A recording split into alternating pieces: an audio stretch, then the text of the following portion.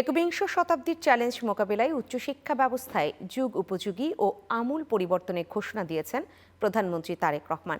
সকালে ঢাকা বিশ্ববিদ্যালয়ের সিনেট ভবনে বাংলাদেশে উচ্চশিক্ষা রূপান্তর শীর্ষক কর্মশালায় তিনি বলেন, কেবল পুঁথিগত বিদ্যা নয়, গবেষণা, উদ্ভাবন ও দক্ষতা ভিত্তিক শিক্ষাই হবে আগামী বাংলাদেশের অগ্রযাত্রার প্রধান ভিত্তি। বিস্তারিত দেখুন প্রতিবেদনে। বিশ্ববিদ্যালয় মঞ্জুরি কমিশন আয়োজিত বাংলাদেশি উচ্চশিক্ষা রূপান্তর শীর্ষক কর্মশালার উদ্বোধন করেন প্রধানমন্ত্রী তারেক রহমান। অনুষ্ঠানের শুরুতেই দেশের বিদ্যমান উচ্চশিক্ষা ব্যবস্থার সীমাবদ্ধতা নিয়ে খোলামেলা বক্তব্য দেন তিনি। শুধু পুঁথিগত শিক্ষায় নয়, বিশ্ববিদ্যালয় গবেষণা এবং উদ্ভাবনের দিকে মনোযোগ না দিলে মনে হয় প্রতিযোগিতামূলক বিশ্বে আমাদের টিকে থাকা কিছুটা হলো কষ্টসাধ্য হয়ে পড়বে। প্রধানমন্ত্রী জানান, শিক্ষিত তরুণদের চাকুরি প্রার্থী নয়, চাকুরিদাতা হিসেবে গড়ে তুলতে সরকার ক্যাম্পাস ভিত্তিক উদ্যোক্তা তৈরির উদ্যোগ নিয়েছে।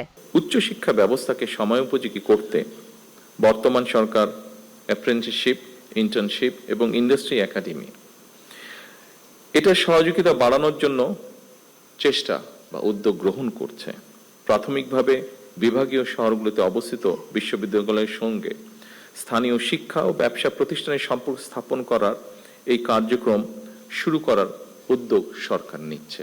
মেধা পাচার রোধে বিশেষ গুরুত্ব আরোপ করে প্রধানমন্ত্রী বলেন, উপযুক্ত পরিবেশ ও সুযোগ সৃষ্টি করা গেলে দেশের মেধাবীরা বিশ্বমানের উদ্ভাবন ও নেতৃত্ব দিতে সক্ষম। সামর্থ্য সীমাহীন না হলেও সীমিত সম্পদের কার্যকর ব্যবহারের মাধ্যমে অবশ্যই আমাদের পক্ষে নতুন কিছু করা সম্ভব বলে আমি দৃঢ়ভাবে বিশ্বাস করি। উচ্চশিক্ষার এই রূপান্তরমূলক যাত্রায় শিক্ষাবিদ, গবেষক, শিক্ষার্থী সহ সমাজের সব স্তরের মানুষের সক্রিয় অংশগ্রহণ কামনা করেন প্রধানমন্ত্রী। উচ্চশিক্ষাকে সময় উপযোগী, গবেষণা নির্ভর ও কর্মমুখী করতে বড় ধরনের সংস্কারের পথে সরকার হাঁটছে বলেও জানান তিনি। এদিকে প্রধানমন্ত্রী তারেক রহমানের সঙ্গে ঢাকায় নিযুক্ত OIC-ভুক্ত দেশসমূহের রাষ্ট্রদূত ও হাই কমিশনাররা সৌজন্য সাক্ষাৎ করেছেন। দুপুরে বাংলাদেশ সচিবালয়ের মন্ত্রিপরিষদ বিভাগে প্রধানমন্ত্রীর দপ্তরে এই সাক্ষাৎ অনুষ্ঠিত হয়।